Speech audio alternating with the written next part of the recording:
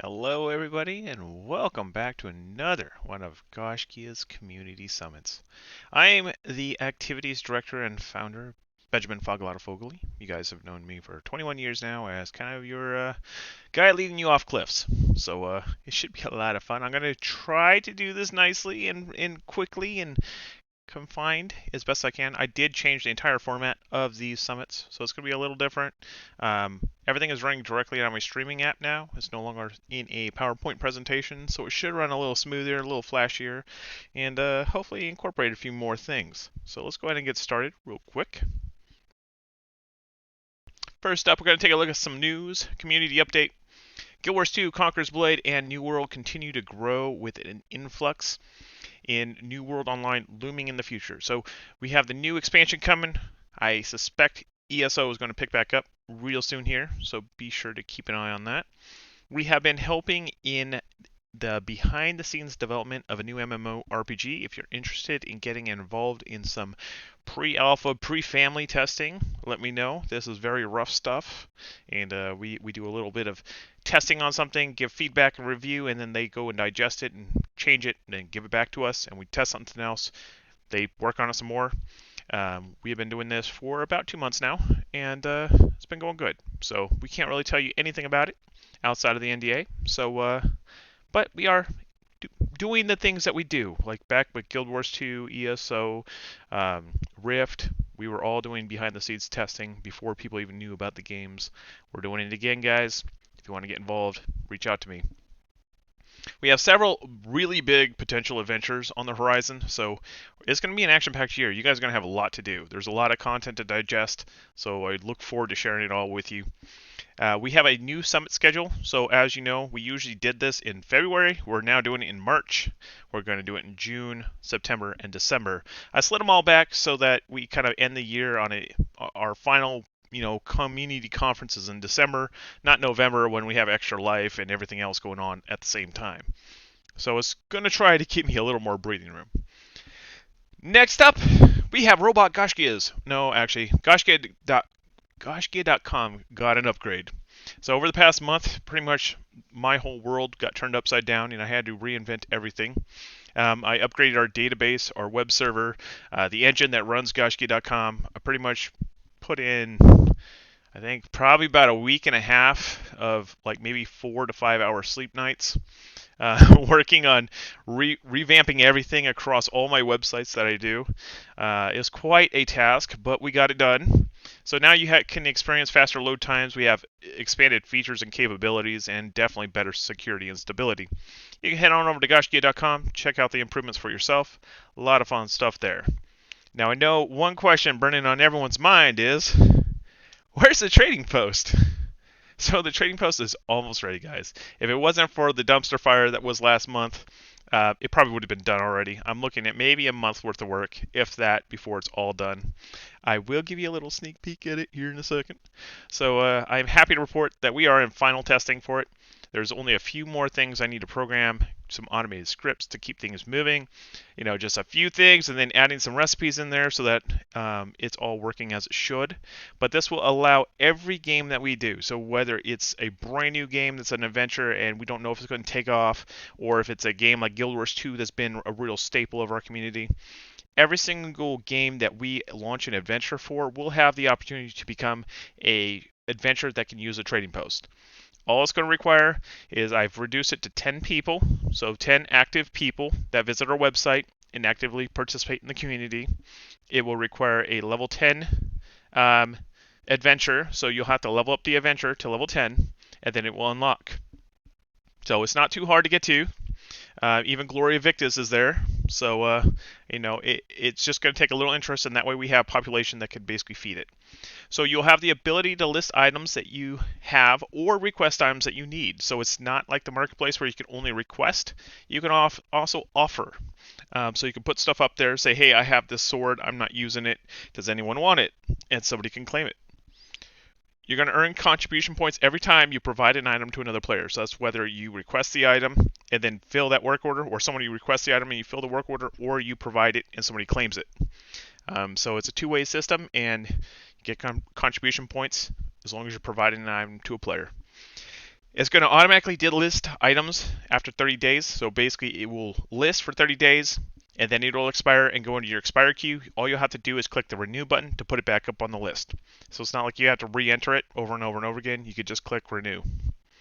And then you're going to earn discovery points for finding new undocumented items. So if you find some random piece of paper that's a lore item that you can trade and you want to list it on there for somebody to claim, you can totally list it on there and add the item into the discovery system, and you'll be able to post up there and get some discovery points for finding that item.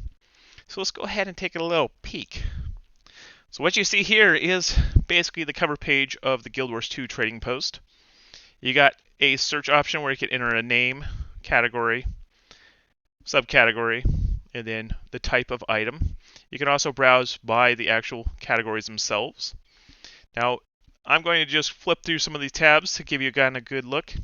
So here I search for greatsword, and you can see got a bunch of greatswords in there already. Say if I wanted this guy, I could flip on over, and it'll take you here. You'll be able to say, hey, I want one of these, and select the character I want. So I want it to go to Foglata, and I click request, and that will create a work order for Foglata. Then over here you have the search, so you'll be able to search for things, and basically just type in rugged, and you get all the things that say rugged in it. So you'll be able to get a whole bunch of searched items out of here, hover over any of them, and they'll expand the little tooltip so you can see what it is.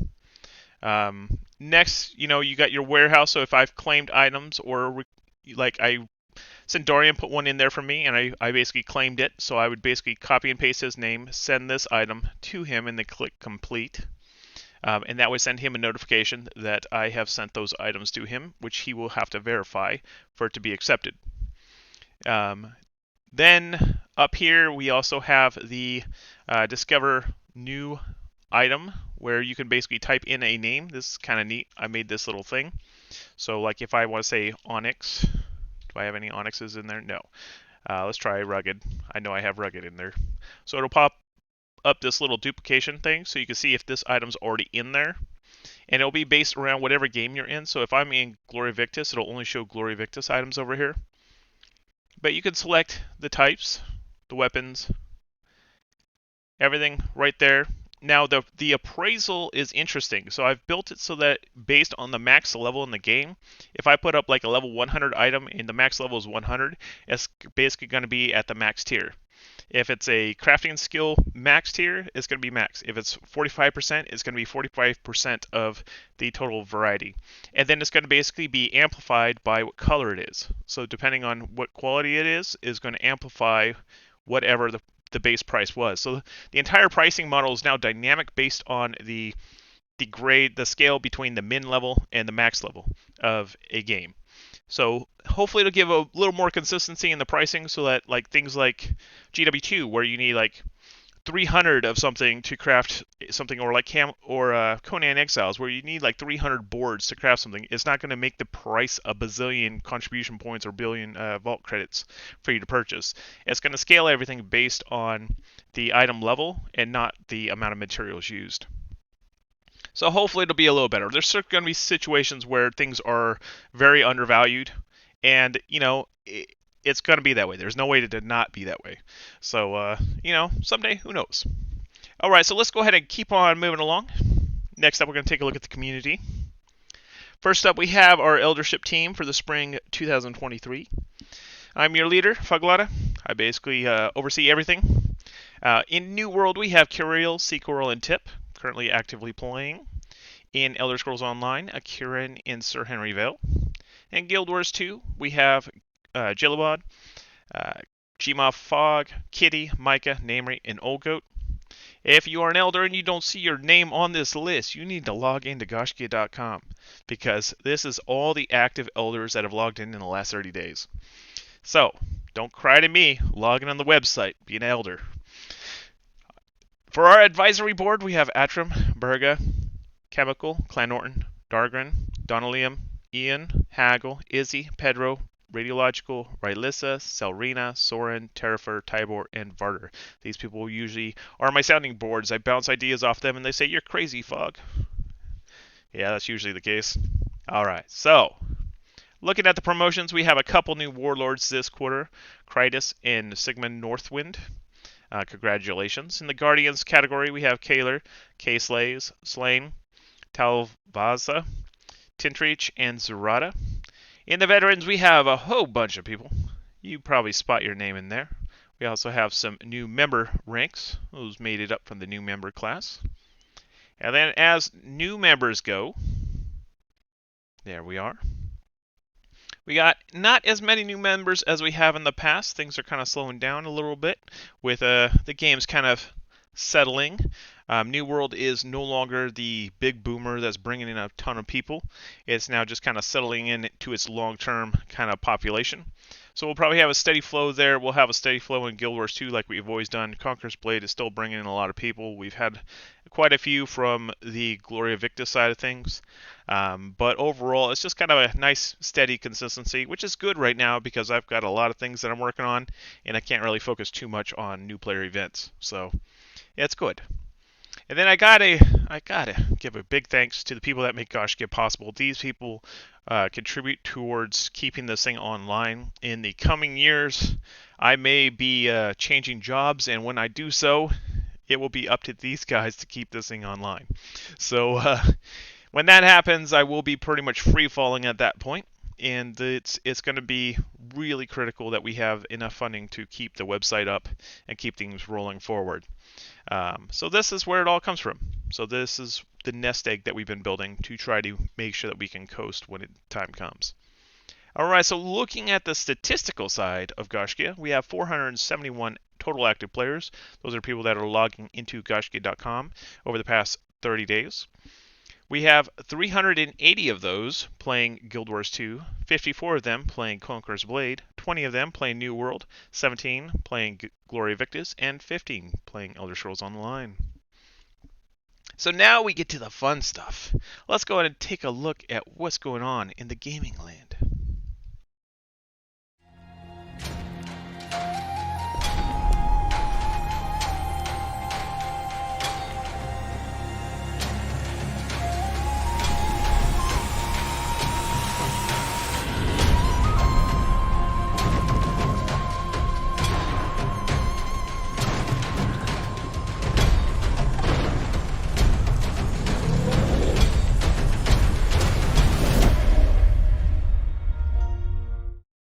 Alright, our Guild Wars 2 chapter is still the strongest, most dominant chapter we have.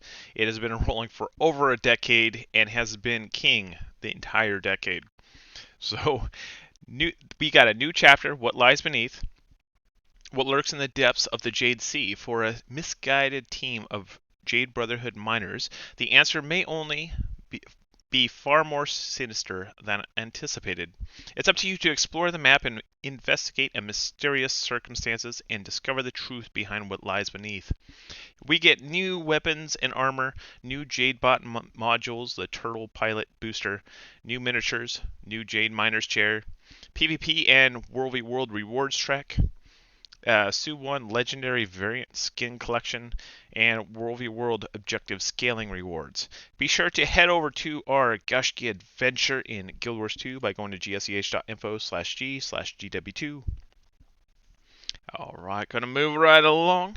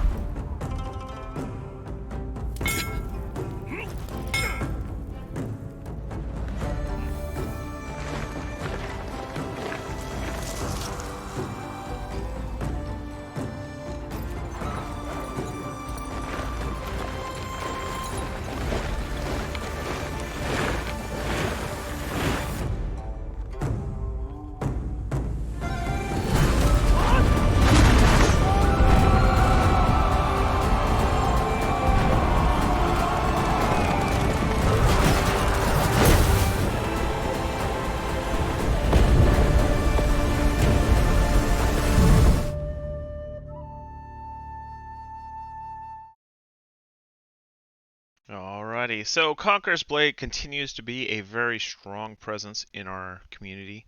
We currently have 2 guilds open up on the Eagle Range server.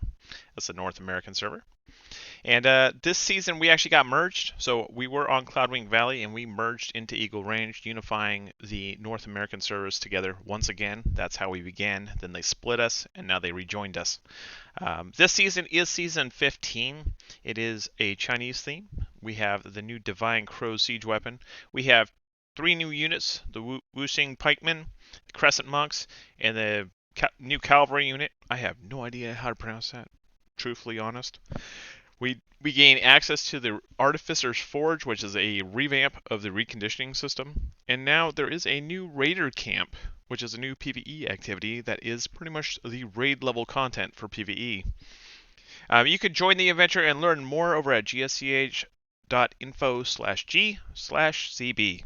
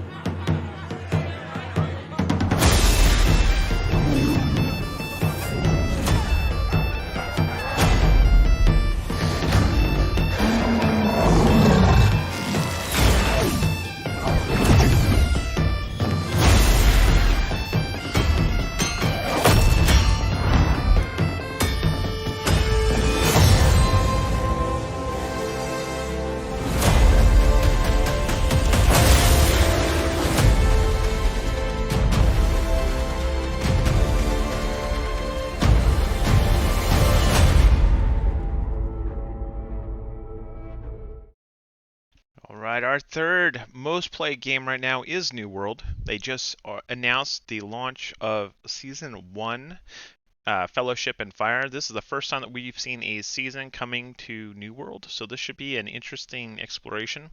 It is launching on March 28th, just a few days from now, and it is going to be kind of a new season pass type thing where you purchase a season pass for the season. There is a free rewards track. There is free content available to you with that season, but they also have the season pass, which gives you a faster track and extra premium rewards.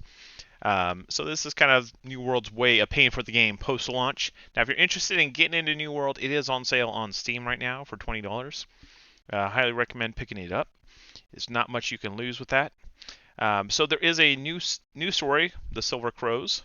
I don't know. It kind of looks Scottish themed, which I am stoked about. If this image is anything to lead us to how it is. There is the new expedition, the Imperium Forge. New Hearthstone rune ability, which is Firestorm. The new mechanic of gear set storage. I hear that you're going to be able to store your gear in a gear set and then flip to it anytime, no longer taking up room in your bags. That sounds huge to me. The main storyline quest revamp for Weaver's Fend and Brightwood should help streamline the games a little bit more. Should be good. And then moving to a 3-month update cadence to bring 4 major updates every year. If you're interested in joining our New World adventure, please head over to gaiscioch.info/g/nw, and that will take you to our adventure page. We'd love to have you. Love to have some more people playing New World with us. All right, so next, our 4th place game.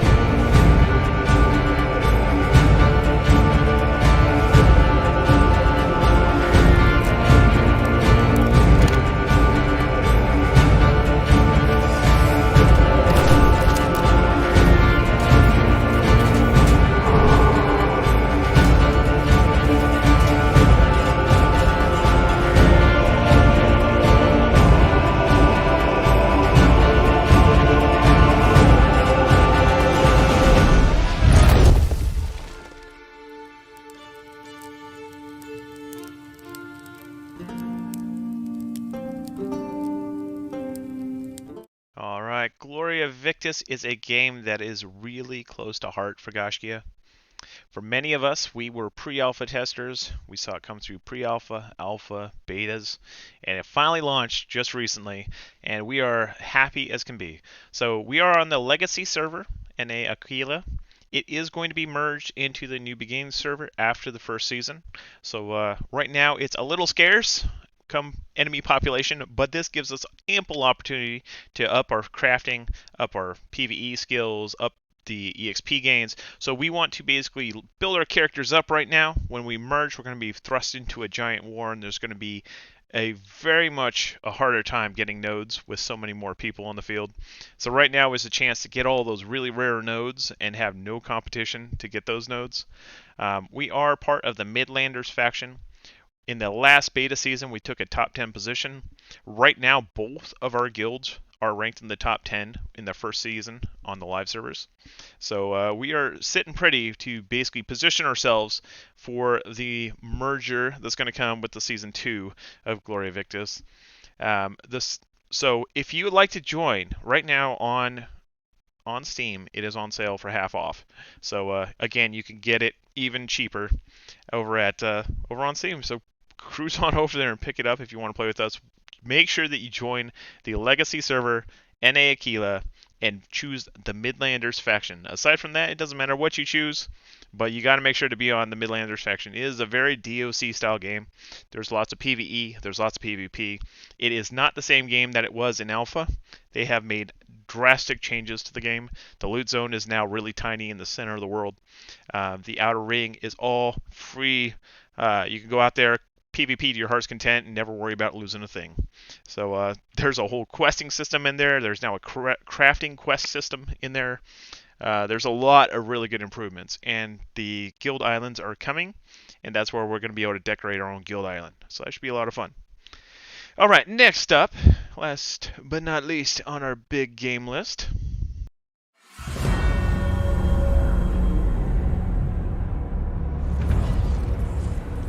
A crisis ripples through the tides of fate. The future of at least 2 worlds hangs in the balance.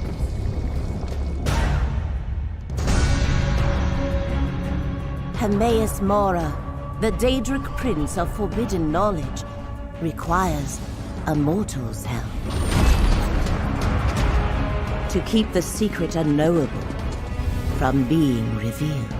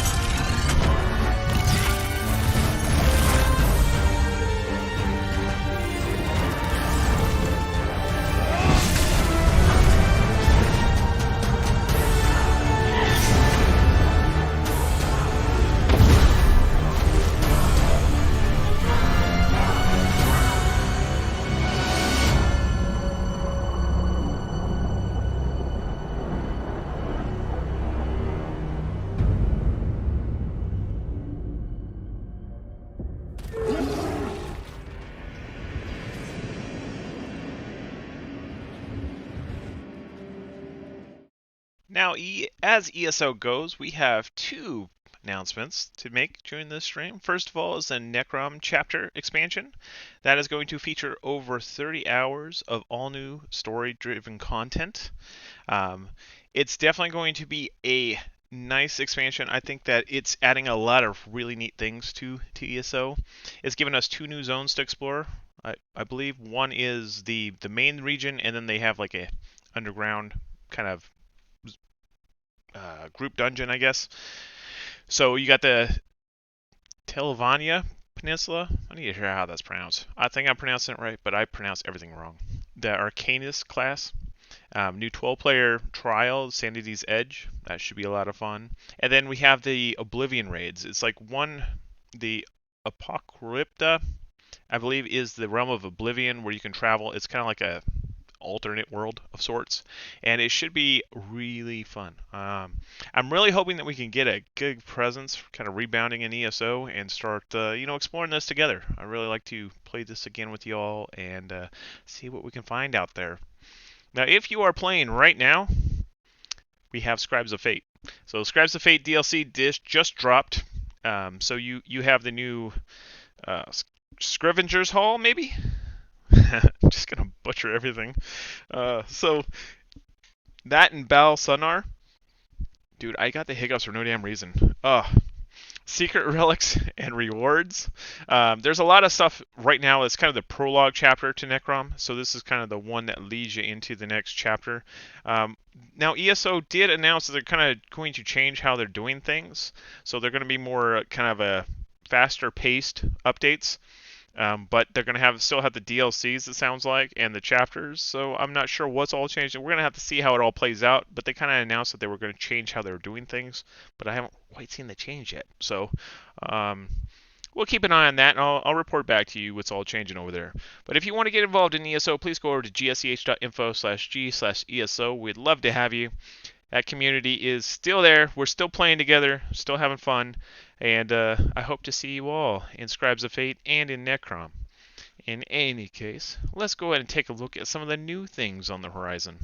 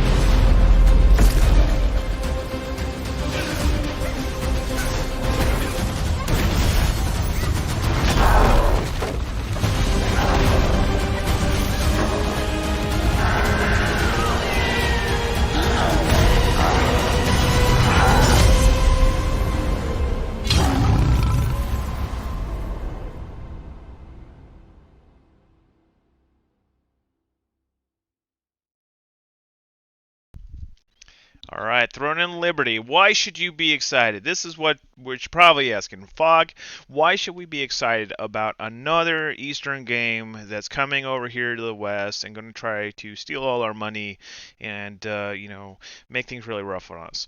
Well, first of all, it's being published by Amazon Game Studios, who has recently figured out that while they don't make the best games, the most successful track record of games, they actually publish really well. So they have gone full on publisher mode as of late. They're publishing both Throne and Liberty, Blue Protocol, Lost Ark, New World, and they've got other games that's going to be announcing soon. Now, NCSoft, on the other hand, has been building excellent MMORPGs for decades. Guild Wars 2, Lineage, Ion. Those are just some of the ones that have really taken off and still exist today. All of them are still online today. Lineage 1 is still online. Still one of the most profitable games NCSoft has. Guild Wars 2 is our most popular chapter. Now, the other thing that really should attract you to Throne and Liberty is the fact that they are bringing the massively multiplayer experience back to the MMO genre. They are supporting large communities. They are supporting large community events. They are actually allowing hundreds of players into a battlefield to play together, which is something that all these other games are kind of thinning back. There are games being released now with a guild level of 3. 3. That's not a guild. That's a party. That's a small party at that. So this game is actually looking to allow communities to be as big as they need to be able to take on some of these really big world bosses. And it's more of the Guild Wars 2 style gameplay, whereas other games are really trying to focus down and limit how much you can grow. Now, all the PvP areas in this game are opt-in PvP. There is no forced PvP, which is different from like the Black Deserts or the Arc Ages of the world, where you can be ganked while questing. You will consensually go into a PvP area if you want to participate in the PvP. It is going to be casual and social friendly, which is something that has been missing in a lot of the newer generation of MMOs. You have to basically be hardcore if you want to succeed, and this one's going to allow you to take it at your own pace and, enjoy just being with other people, exploring the world together. So it has some serious potential to be a chapter-sized adventure if people take to it. The only thing going against it right now is the track record of Eastern games coming west. And if we can get over that and try it out, we might be pleasantly surprised. So if you're interested in taking a look at it and following our adventure, gsch.info/g/tl, I will be there for certain. I look forward to seeing who else will be there. I really hope that we can see you guys there and experience Throne of Liberty together. All right, next up. This one just launched into beta. I think quite a few of you are actually playing it, but I don't know. We'll see if it's going to stick.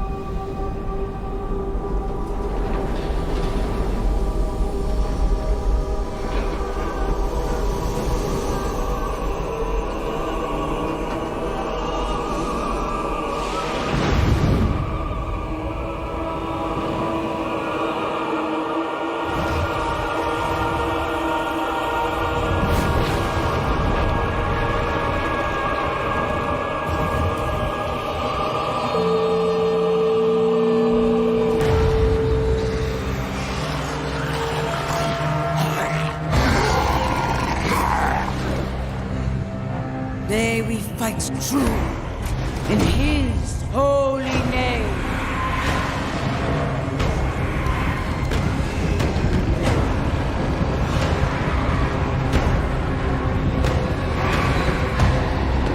Blessed be the light.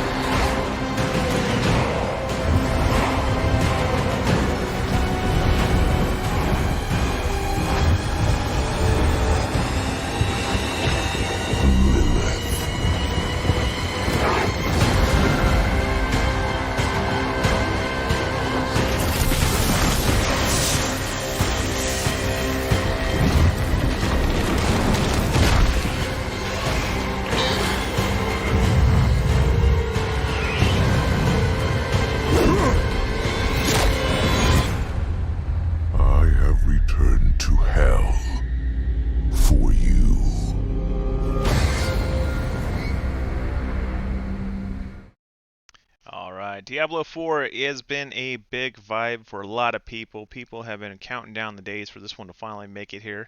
It is now playable in the early access open beta. I don't think it's open beta yet. Open beta starts on the 24th, but right now it has the early access. Everyone that pre-ordered gets the 17th to the 19th to play. It is the first Diablo that is actually kind of making kind of a little hint of MMO gameplay. Like there are open world bosses that you can take on with other people. There are a full-fledged 150 account guild system, which Cariel was nice enough to help get set up. So we do have a Gaiscioch there now. Hit up Cariel if you'd like to join the Gaiscioch clan over there. I won't be there for a little while. I can't afford $70 to buy a game for the base model. But I know some of you did, and I look forward to joining you once that price comes down a little bit. So this is the closest thing that we get to a Diablo MMO. It is fully cross-play functionality, so you can play on the PS5 or Xbox One and play with our crew here in the PC world. So that should be a lot of fun. It's going to be nice. And now that Discord is available on PS5 and on Xbox One, Series S or Series X, I think it's Series S as well, you can basically communicate through Discord across all the platforms. So that's really cool. So gsch.info/g/d4 if you'd like to join the community over there. Next up is a little game that most of you don't know, but I figure it's about time that we let you see it, especially being it's going to be released in a few months.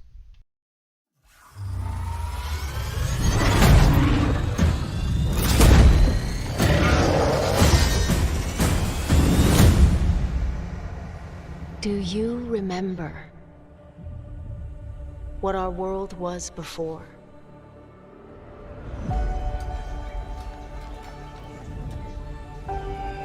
Before the Sundering. Before the war. Before the darkness.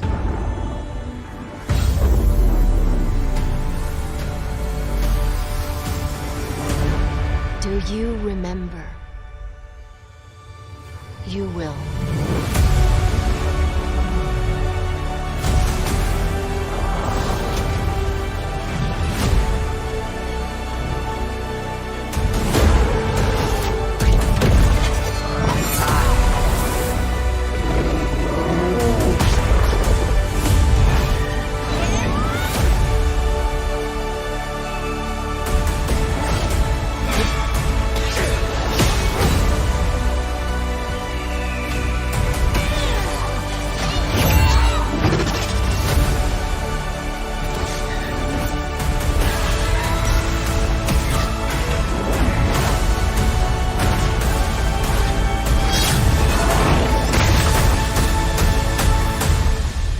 Your future needs you.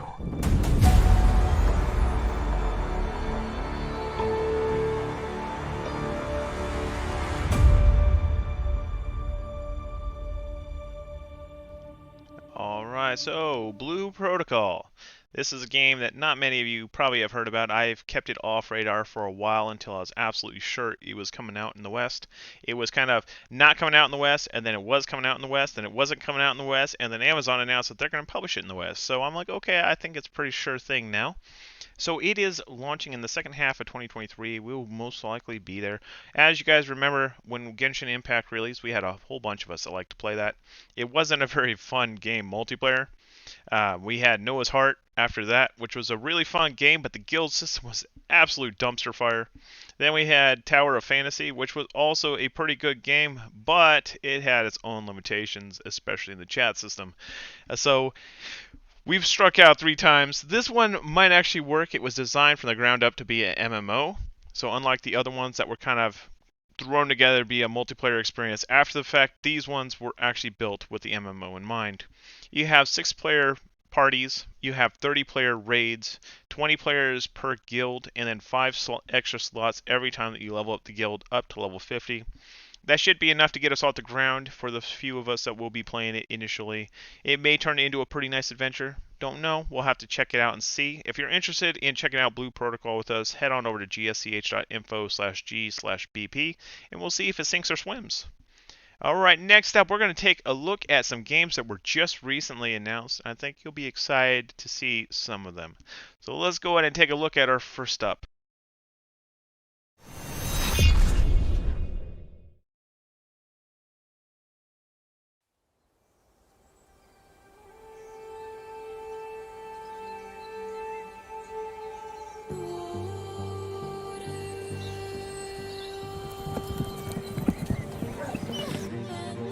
This is where we belong, exploring this vast and wondrous world. Its treasures call out to be discovered. Its ancient secrets beckon us ever deeper into the unknown. The further we journey from the safety of the light, the greater the rewards and the dangers.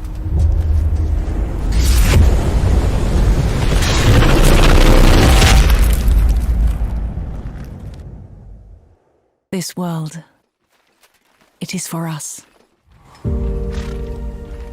Here, together, we can build ourselves a home.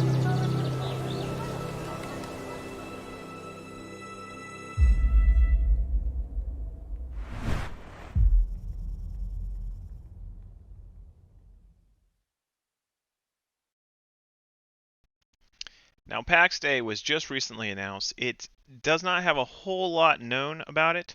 We do know that it is a MMO focused on human interaction.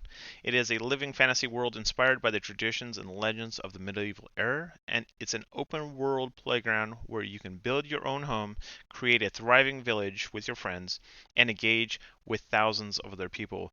Now, from the videos that I've watched, it looks like you build up your hometown, and that's like your safe place. That's where you go to, craft and do all this stuff. And then you'll go on expeditions away from your town. And the further away from your town you get, the more violent the world becomes. So it definitely looks like a game that is going to lean heavily on communities to explore the deepest places in the world. And it's going to be a really nice place for the crafters to basically sit and craft and do the stuff that they like to do without having to go out into those realms. We can just simply bring the supplies back to them, deliver them, and then they can craft up some pretty nice things. I think it could really be a cool community game. It's going to be one that we're going to continue to watch as it innovates and releases more information. We don't have a whole lot on it yet, but I will be watching it like a hawk and bring you all the news as I see it. So our next one is one that I didn't quite expect, but needless to say, it launched, and its first trailer does not have a whole lot of information, so I can't talk too much about it. But I know some of you liked the first one, so we're going to see how well it sinks or swims with us. Let's go and take a look.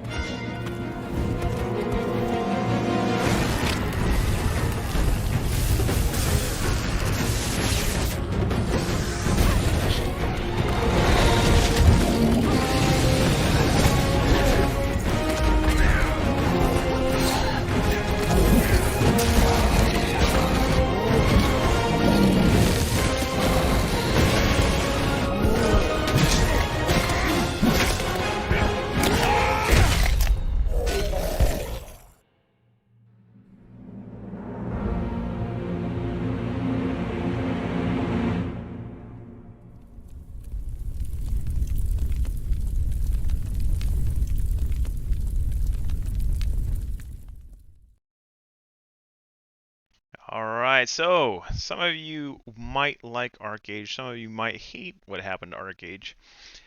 It definitely was a trial by fire, and I think the developers probably learned a thing or two. So, we're going to rediscover Aurora when ArcAge 2 launches. When it comes out, I most likely will pick it up and see about setting up a Gaiscioch. I don't know if it's going to sink or swim. I think a lot of people were burned by the first one. I'm not sure how many people really liked it. We will see. The first one was very much prone to griefing, and that scared most of our people away. Hopefully they can fix that for the second one. It definitely looks like it's going to be trying to take on Black Desert for the throne of realistic action MMO. So it is being developed by XL Games. It's being published by Cacao Games. It is built on the Unreal 5 engine, which if you haven't seen the Unreal 5 tech videos, definitely check them out. There's some pretty cool tech coming into those. Uh, and then it's going to be also for PC and console. Crossplay is still a question mark. I haven't seen them specifically mention crossplay, but I imagine with everyone else going crossplay, they'll go crossplay as well. The nice thing is that they've totally left off mobile, which was my biggest fear with Arcade 2. I was hoping they weren't going to do the Aeon 2 thing where it's all mobile. There is no mention of mobile at all. Its release date currently is slated between 2024 and 2025, so we still have another year to watch this. It most likely will have more information revealed soon. If you want to follow the game, head on over to gsch.info/g/AA2, and that will jump you over to our adventure page. So, what else are we watching, Fog? Well, these are the biggest ones. So I figure I'm going to narrow our list of like 40 games down to the ones that are currently the most popular. So right now, Arc Raiders, Arc Age 2, Iran, The Book of Heroes. That one has a really neat art style, kind of a, I think it's 8 players can go on adventures together. Ashes of Creation is still our biggest, most desired adventure when and if it ever comes out. Blue Protocol just jumped up there. Camelot Unchained, Chrono Odyssey, Diablo 4. That will be released here this year. Gangs of Sherwood still looks entertaining for those of us that will probably explore it a little. Into the Echo. That's a time traveling MMO that's coming out. Haven't seen anything since its initial release. The Lord of the Rings Return to Moria looks like kind of Deep Rock Galactic with dwarves and dragons and hoarding loot. Should be really interesting to kind of see that come to be. Nightingale has a fantastic art style. Like, I absolutely love the art in this game, but it has downgraded itself from MMO to cooperative game, so we'll see how it turns out in the end. Palia is a very kind of I would say not quite cartoony. It is kind of cartoony game, but it is very much focused on community building. A little less on beating everything up that you see, more on building things together. Pantheon, Return to the Fallen, is making some leaps and bounds improvements. It is still a PvE only game, so we'll see how well that takes off when it finally arrives. Path of Exile 2, a lot of you were Path of Exile fans. Path of Exile 2 was slated to release sometime this year.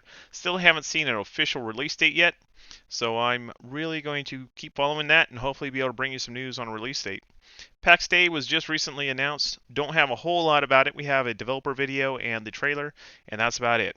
I will be sure to keep you in the loop on that. Soulframe was released a video last, I think it was Summer of Gaming Fest, and we're hoping to see some more stuff on it this year. Most likely at TennoCon this year we'll see something.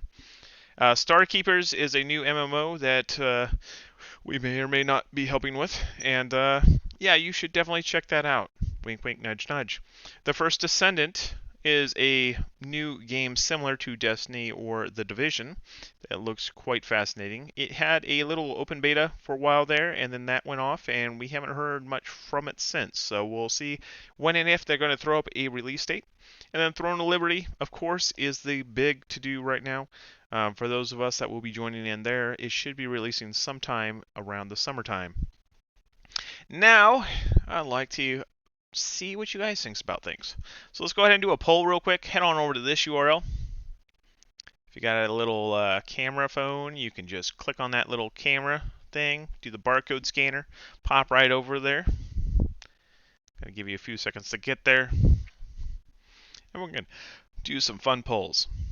Alright, so first up, which games are you currently playing with us?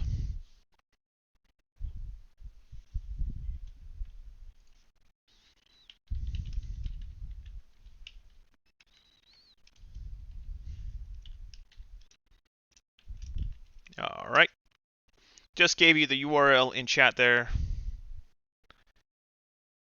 Seeing where everyone's at.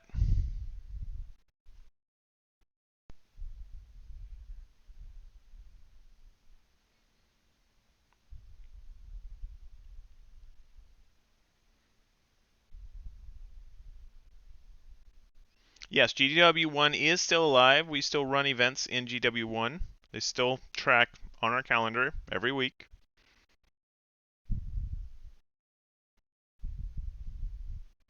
We had a Valheim server. I'm not sure if Mage is still running it, but I know that some people still play Valheim together. We see events pop in there occasionally.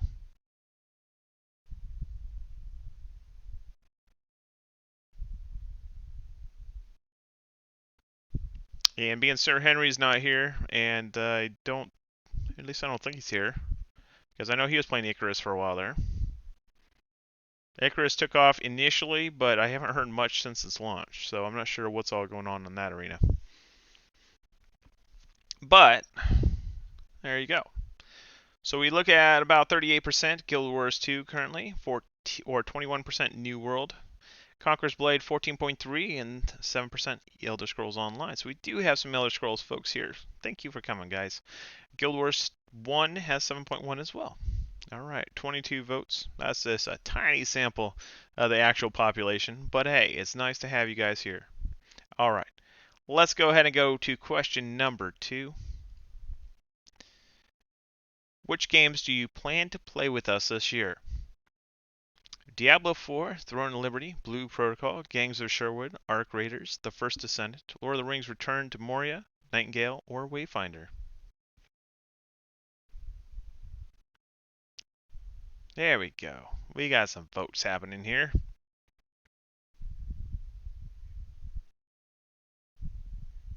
Look at those numbers jumping around. And you can do multiple choice. So feel free to vote multiple times on these. It's not a which one do you love more type situation. All right. Almost to our 22 participants that we had last time. Right now, Throne of Liberty is leading with 29.4. Diablo with 13.7, followed by Arc Raiders with 11.8. We have a tie between Wayfinder and Gangs of Sherwood with 9.8. Then a tie between Blue Protocol and Nightingale with 7.8, followed by Lord of the Rings Return to Moria with 5.9, and then the First Defendant in last with 3.9. And for our final question, which games are you looking to play with us in the future? Ashes of Creation, Starkeepers, Soulframe, Arcade 2, PAX Day, Camelot Unchained, Star Citizen, or Dune Awakening? Some of these games you may or may not know. We cover them all on our site, so be sure to tune in.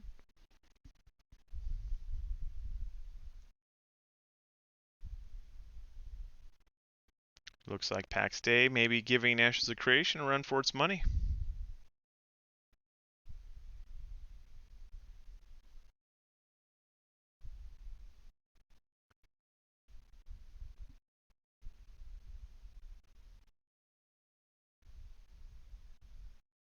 All right, we're back to 22. So it's a tie between Ashes of Creation and PAX Day with 20.3%. Starkeepers with 13.6. We have a three-way tie between Arcade 2, Star Citizen, and Dune Awakening with 10.2. Then Soulframe with an 8.5 and Camelot Unchained with a 6.8. 10 years ago, you probably all saw Camelot Unchained was the big dog on campus. A large portion of us were all looking forward to that. Still looking forward to it 10 years later. But it seems like only 6.8% of us are still interested in playing. All right, so for the next little portion, we're going to head on over to the community roundtable. So please go ahead and head on over to Discord. I've got a little kind of a what do they call it, a stage channel set up. I'm going to go ahead and start the stage. You can jump on in.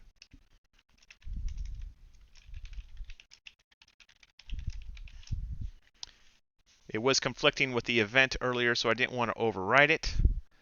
So this will allow you to jump on in. We'll have participants there, and we'll be able to do the Q&A session over there. Now, you will want to mute Discord if you want to listen in via, or you will want to mute the Twitch stream if you want to listen to what's going on in Discord. I will be piping over Discord to the other channel here so y'all can hear what's going on from Discord if you just want to watch the stream. So let's go ahead and head on over. Let me drag weave it down. There we go. All right, now we're going to go over to the Discord side. Hello, everybody. Welcome. If you are not familiar with how the stage channel works, there is a little hand button. You can click on it to raise your hand. I can then pull you up and you can ask any questions you might have. If you have any questions, also you can type them into Twitch chat and I'll do my best to answer them there. We have anyone that wants to ask a question out the gate. You can also use the chat over in Discord and I'll just read out your questions.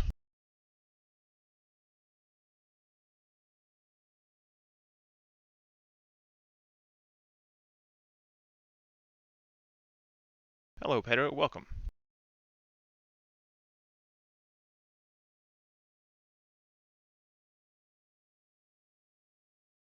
You should be able to speak.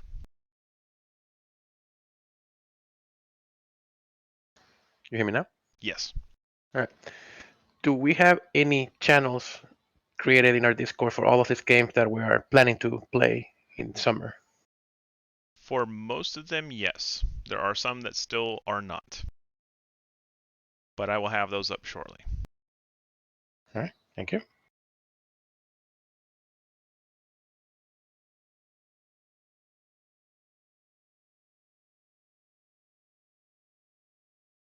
All right, Curiel, go ahead.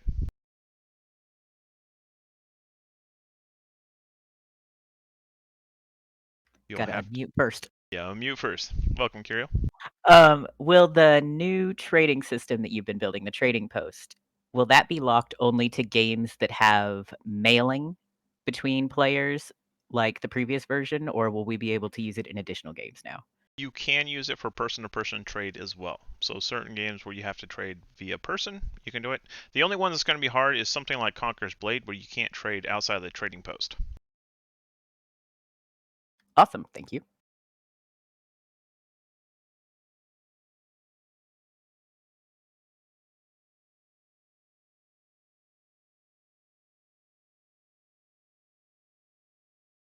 All right.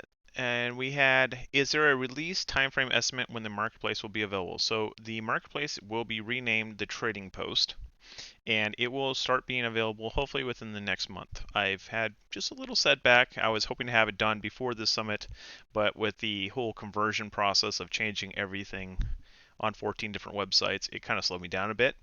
So I got a little setback. So now I'm back on the testing phase and trying to fix everything and make sure it's working with the new system. And hopefully we'll have it ready to be used here in the next month.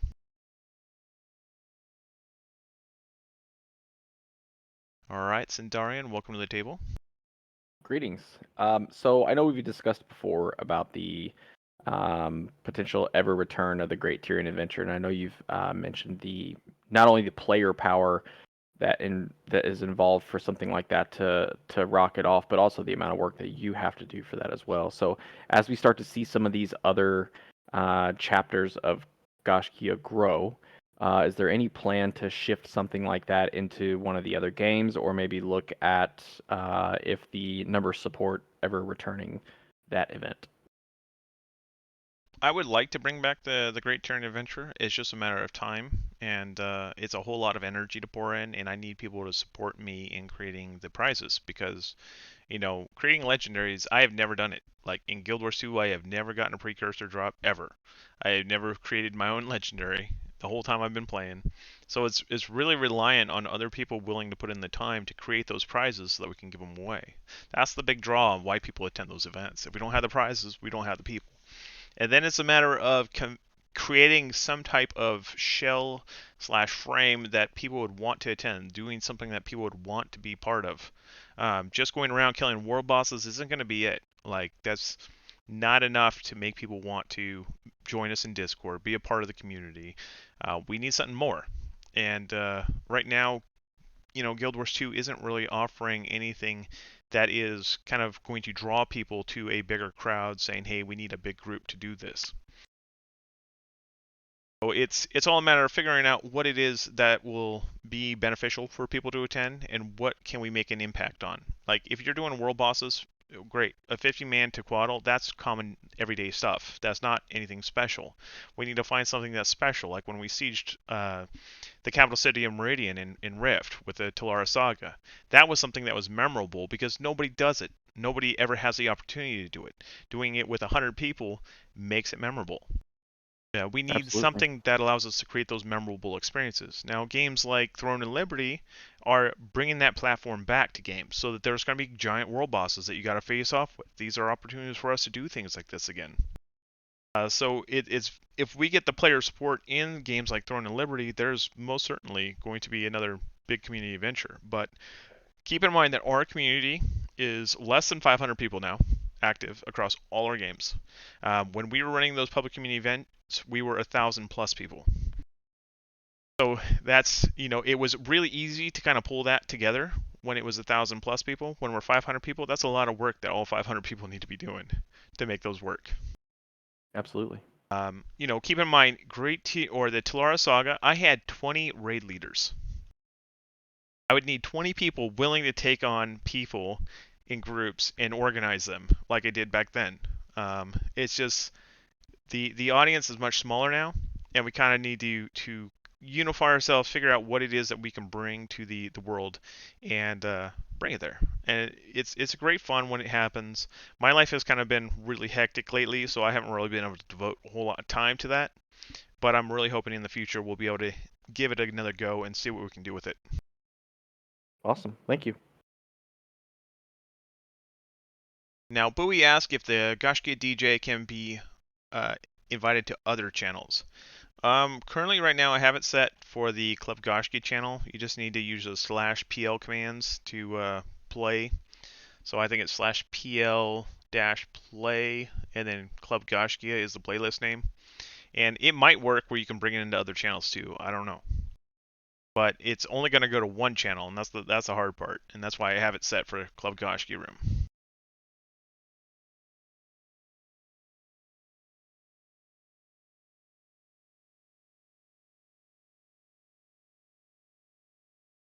Pedro, do you have another question? Going to bring you back and see if you want to ask another one. Yeah, well, I remember a question, and you kind of touched it in the last answer. Is that as we're moving to different games and newer games, we're bringing in new people. Should we start ahead of time doing recruiting in the Discord, official Discord of those games, trying to bring new people, trying to bring new mindsets, new ideas? We can actually find future, game leaders for those games because we already have good leaders in the games that we run. We need more leaders because you can't be in every single game we touch. So we need more leaders to, take over, do events daily, weekly, etc. So we keep, the essence of the community fresh. Well, the event leader scene, remember, you have to participate in events before you can lead events Right. in Gaiscioch. So most of the time, our event leaders are Gaiscioch members that go to those games. So it's really going to be you know, our people who are going to be playing those games are going to have to step up and be the first event leaders, get the new people in the door, and then train them on the Gaiscioch way. We don't want to just find some random guy and say, hey, you're the new lead of a community over here, because then we don't control that reputation. We don't know what that person's like. When people have been a part of us, we know what they're like. We know the reputation they're going to give us if they were the person to take the helm. Correct. So But we really want people to kind of adopt to the Gaiscioch way of putting the best foot forward, looking out for everybody, not just for yourself. Not being selfish, entitled buttholes. Put it frankly. We want people that are looking out for one another. I mean, think about like Gma Fogg. She like literally 100% is out there helping everybody all the time. That's the kind of person that we want in this community, not a person that only wants me, me, me, me, me. So it's really kind of finding those people. But yes, it's always good to be involved in the game communities that we're going to be rolling into. I try to get in really early. A lot of times the discords aren't the best ways. Um, a lot of times it's just filled with trolls and people just sit there and make fun of you, and that's not the kind of people I want to begin with, anyways. So I do a lot through content creation and a lot through writing guides. The people I get from guides are 100% better than the people that I recruit by chat spam. 100%. So, our new lore system that's going to be going up fairly soon after the trading post goes up will allow anybody to create guides for games. So any of the games that we're playing, they can create guides. They'll be SEO'd so that they can draw search engine traffic. I'm going to try to build an RSS feed with them so that they get syndicated out there. Should be a good way to draw more people to our community. And I think that that's going to be a more effective way than just spamming chat channels with, hey, join us. All right. Thank you.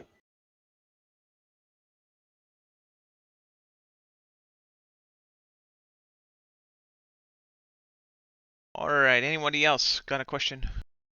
And hey, Captain Bubbles, hope you're doing well.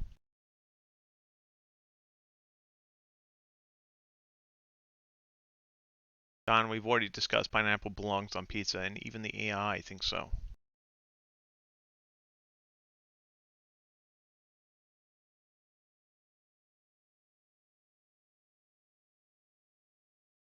All right, I don't see any more questions.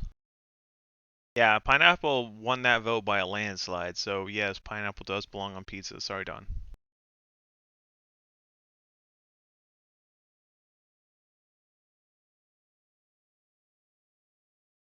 Not that I'd ever have it on my pizza, but hey. All right, folks. Well, no other questions. I must bid you farewell. It's long of oil, and I will see you next time. Thank you so much for being here, guys. I really look forward to seeing you again next quarter. I will have it up on the calendar. Hopefully, it'll be a lot more punctual and not be pushed back. I definitely appreciate the extra time with the chaos that's been my life lately. So thank you all for hanging in there with me, and I look forward to seeing you guys probably right on the doorstep of Throne Liberty releasing. So it should be a lot of fun. I will keep you up to date. Be sure to go to gaiscioch.com. Keep attuned with all the things that we're doing, and go out there and have fun, guys. Live life.